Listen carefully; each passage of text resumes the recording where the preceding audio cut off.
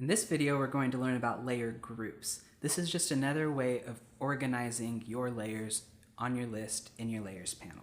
Now to demonstrate this, we're going to bring in all of these little dots onto our small tree. So first I'll add them on here on my construction paper. Remember that each of these little dots represents a separate layer and can be adjusted independently. Now in Photoshop, let's bring these all into the blue sky by clicking and dragging, then letting go in the spot that we want them. So this is a lot of work, so I'm not going to go through and rename all of these. But you'll see in a second how I can keep them organized without having to go through and name each individual layer. Okay, here's our last one. Let's place it there. Now I'll drag these around a little bit, make sure I have them how I want them. That looks fine. Yeah, that looks fine. Okay, and you can see here that I've added 8 new layers to my layers panel. That's a lot. Now there's a lot going on. In addition to that, if I wanted to change the position of my small tree, clicking and dragging it, I could move it, but the dots wouldn't follow it. I could select all of these layers. Remember, select one, shift, click to select everything in between, and then I could move them together.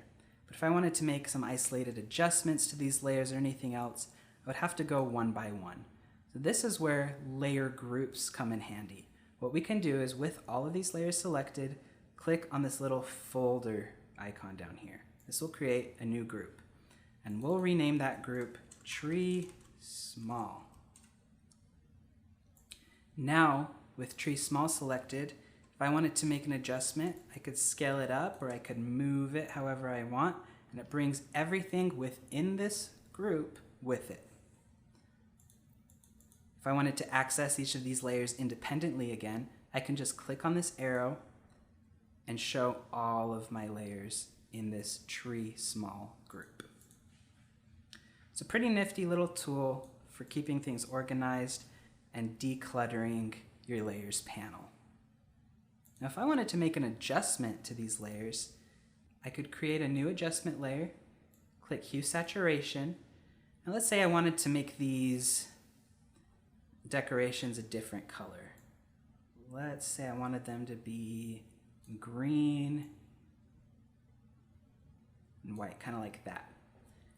You can see that even though my Hue Saturation layer is within the Tree Small group, it's still affecting everything outside of that group that's beneath it. If I want to change this, all I have to do is click on Tree Small, so the folder is selected, change the blend mode from Pass Through to Normal, and now the adjustment layer stops at the last layer within that group. So it affects the group, but nothing outside of it. Now we're going to talk about blend modes during the second half of this section, but for now just remember that if you change the blend mode from Pass Through to Normal in a group, the adjustments you make within that group will stay within that group.